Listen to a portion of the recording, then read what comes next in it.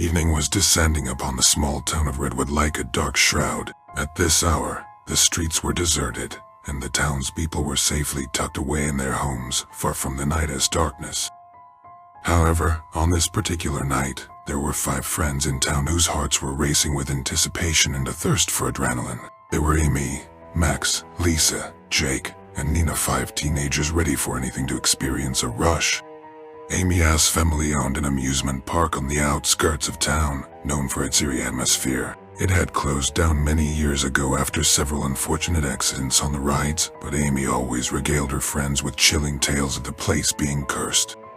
As night fell and stars began to twinkle in the sky, Amy and her friends gathered at the entrance of the park. Excitement coursed through their veins as they prepared for their adventure. The park was empty and abandoned, just as they had expected. Darkness concealed the dilapidated rides and forgotten billboards.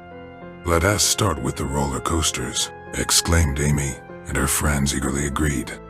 They approached an abandoned roller coaster structure. Max, the bravest of the group, took the first step and began ascending the wooden stairs. The stairs creaked beneath their feet, adding to the eerie ambience. When they reached the top, they saw an old, dusty roller coaster car waiting for them. Max hopped in, motioning for the others to join. "Here we go," he shouted, and the car started moving, descending down the tracks. It was a slow and eerie ride, but it still sent shivers of adrenaline through them. When the car returned to the starting point, the friends were laughing and exhilarated. "Now, something scarier," suggested Jake. Impulsively, they decided to head for the old Ferris wheel. It was one of the park's scariest attractions. They climbed to the top and settled into small baskets. The Ferris wheel began to spin, and they felt themselves slowly ascending higher and higher. Below, it was pitch black, and only the glow of the lanterns illuminated their path. As they neared the top, an unexpected gust of wind picked up. Amy started to panic, but her friends reassured her. They reached the summit and breathed sighs of relief. But then something went wrong. The Ferris wheel started moving faster and faster. The wind grew stronger, and the friends began to scream. They were helpless in the face of the attraction that seemed to have come to life. Soon, the Ferris wheel came to a halt at the summit, and the friends disembarked, trembling with fear. They decided it was time to leave, but darkness blocked their way. "Amy, are you sure you know how to get out of here?" Max asked. Amy nodded but looked unsure. I am not sure. This isn't how it was before." The friends turned to return to the roller coasters, but they found themselves no longer where they had left them. Instead, they were in a maze of abandoned rides, and the darkness seemed denser and more menacing. The friends realized they were lost in the park, and something strange was happening. Amy tried to turn on the flashlight on her smartphone, but it refused to work. "I have no signal," Nina exclaimed.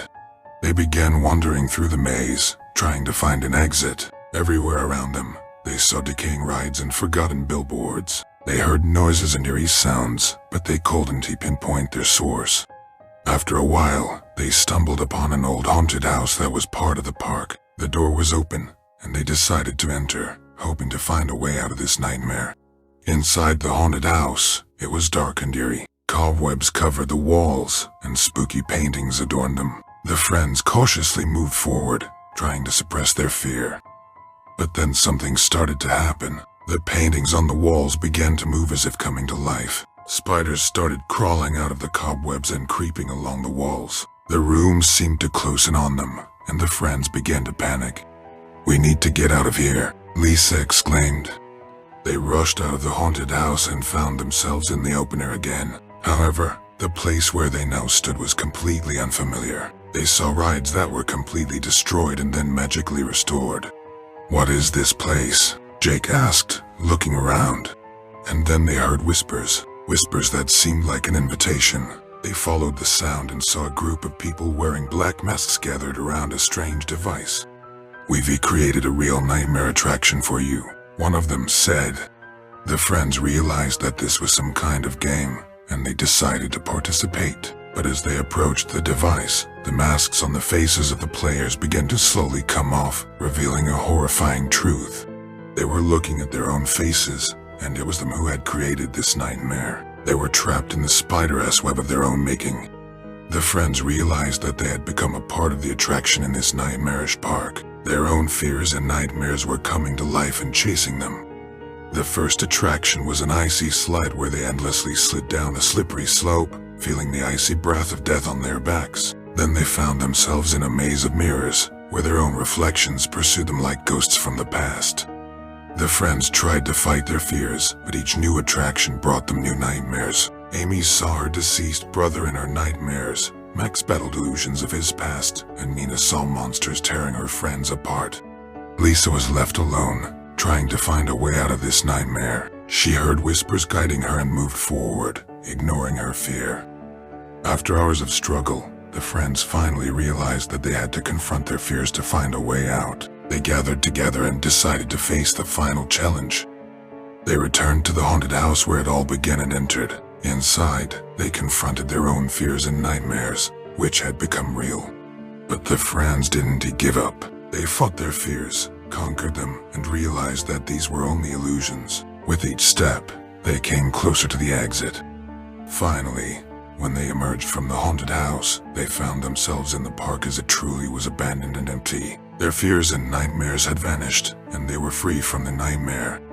Amy turned on her smartphone, which now had a signal, and they called their parents to tell them about their adventure. When they returned to town, they decided never to go back to the nightmare park. They understood that adrenaline and fun could turn into a nightmare if they weren't careful. Their nighttime adventure had taught them a lesson. They realized that true fear was not in the attractions but in how they reacted to their fears. That evening, they learned that even in the darkest corners of the world, they could find light and hope.